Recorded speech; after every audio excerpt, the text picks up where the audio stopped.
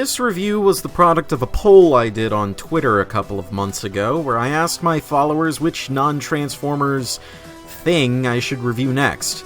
Surprisingly, Kaiju won against both Kamen Rider and Bionicle.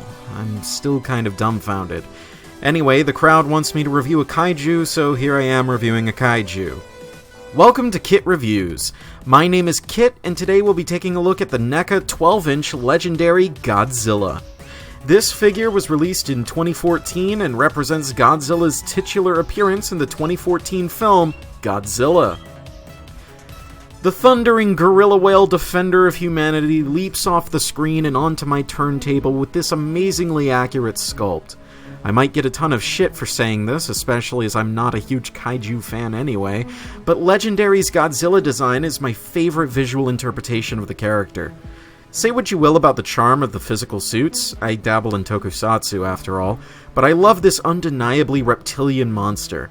Most of this mammoth monitor lizard's hide is covered in glorious scales that could make any eczema sufferer feel right at home. Pretty much every part of Godzilla is made of a rubbery plastic, but outside of the sharp plates and tail is dense enough to feel wonderfully sturdy. The majority of Gojira is a dark charcoaly gray, though he gets a nice murky grayish-green fade on his belly that carries itself from the Titan's fleshy throat to the tip of his exceedingly long tail. This last tail segment is infused with the power of a bendy wire, allowing for more dynamic poses, but more on that later. It also comes separately in the package. The directions said to heat it up with a hairdryer before attaching, but I jammed that fucker on the ball joint anyway with little trouble. Luckily, the paintwork on my copy's head is wonderful, with minuscule yellow eyes and a deep maroon maw. Godzilla looks absolutely amazing from either side, but perhaps more than a little derpy when seen from head-on. So, Godzilla has a lot of joints, and a lot of them are ball joints, which is great on paper, but in practice, this guy doesn't really have much usable range of motion. At the head, he does have a somewhat expressive ball joint, but it is coupled with another at the base of the neck that allows for looking left and right. He has an opening jaw, which is great. His shoulders are actually some of the most expressive ball joints on this whole thing. They can move outwards, they can move inwards, they can rotate all the way around. His biceps have a hinge that allows them to bend about a 90-degree angle, and when they're unbent, it's just a slight curve. You can also get a nice bicep swivel that can go all the way around, but considering this is an organic creature, I don't know why you would do that. The wrists have a ball joint that allows them to go down, go up, and rotate 360 degrees. It allows for some inward motion, but really they just go down a lot. And I'm not really sure why. I wish you could do more with these hands, but as it is, they're not exactly bad.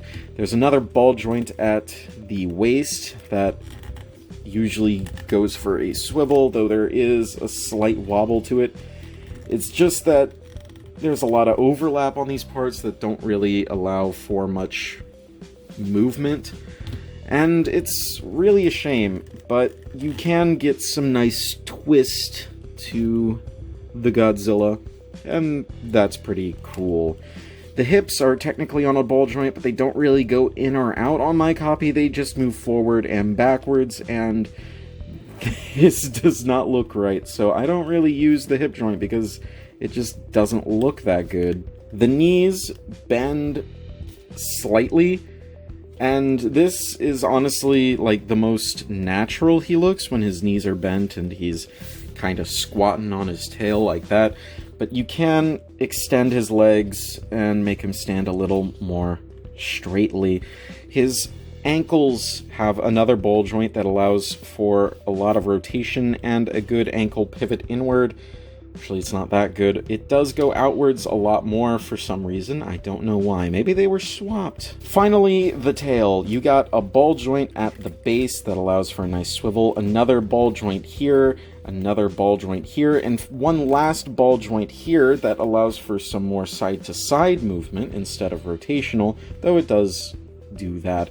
And from here on, it's pretty much bendy wire, so you can just bend it to your heart's content. It is tough. This plastic is very rubbery and soft, but it is very tough, so you do have to work it a little just to get it where you want. But if you want him to swing his tail forward, you can do that. If you want him to swing it upwards, you can do that. You can do all sorts of things with this tail. It's very nice. It's very nice. It's really the most expressive part of Godzilla, and that's kind of a shame, because really, Godzilla can't really do much on his own. He doesn't really look right unless he's just standing going... The NECA legendary Godzilla is an amazing looking figure of one of my favorite kaiju designs that captures all of the elements I adore. Unfortunately, he doesn't make for a very good action figure. For all the praises I sing of his looks, I ultimately feel let down by the lack of functional articulation. The bendy wire tail is really fun, and in his defense there is some cool shit you can do with him, it's just not as much as I'd like. It's also a shame that they didn't make either of the Mutos for him to fight. I love those things. I guess Rodan will have to do. All in all, NECA Legendary Godzilla, I feel, is pretty adequate. If you liked this video or otherwise found it helpful or informative, then please subscribe for more reviews like this in the future, and feel free to suggest topics for future reviews in the comments. When we return, it's back to Transformers. I sure do hope no funny shenanigans happen to my channel in the meantime. This has been Kit Katastrophe. Transform and roll out.